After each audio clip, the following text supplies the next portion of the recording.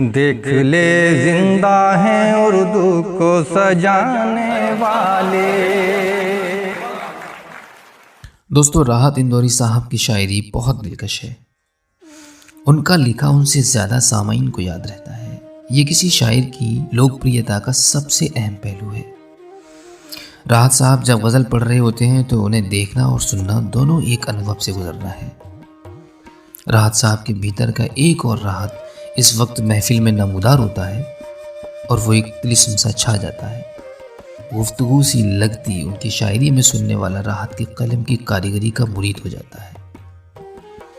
वो मुशायरे के ऐसे ऑलराउंडर हैं जिन्हें आप किसी भी क्रम पर खिला दें वो बाजी मार ही लेते हैं। उनका माइक्रोफोन पर होना जिंदगी का होना होता है। यह एहसास सुनने वाले को बार बार मिलता है कि राहत रूबरू हैं और अच्छी शायरी सिर्फ और सिर्फ इस वक्त सुनी जा रही है।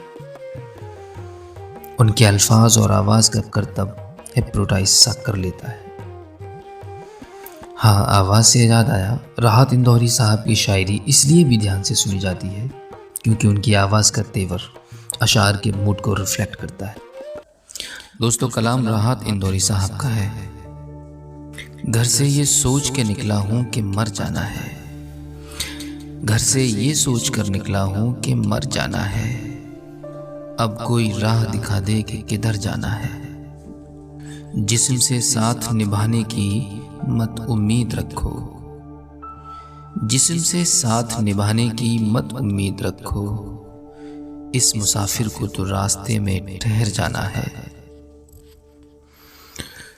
मौत लम्हे की सदा, जिंदगी उम्रों की पुकार। मौत लम्हे की सदा, जिंदगी उम्रों की पुकार। मैं यही सोच के जिंदा हूं कि मर जाना है। नशा ऐसा था कि मैं खाने को दुनिया समझा। नशा ऐसा था कि मैं खाने को दुनिया समझा। होश आया तो ख्याल आया कि घर जाना है। मेरे जज्बे की बड़ी कद्र है लोगों में मगर। मेरे जज्बे की बड़ी कद्र है लोगों में मगर। मेरे जज्बे को मेरे साथ ही मर जाना है।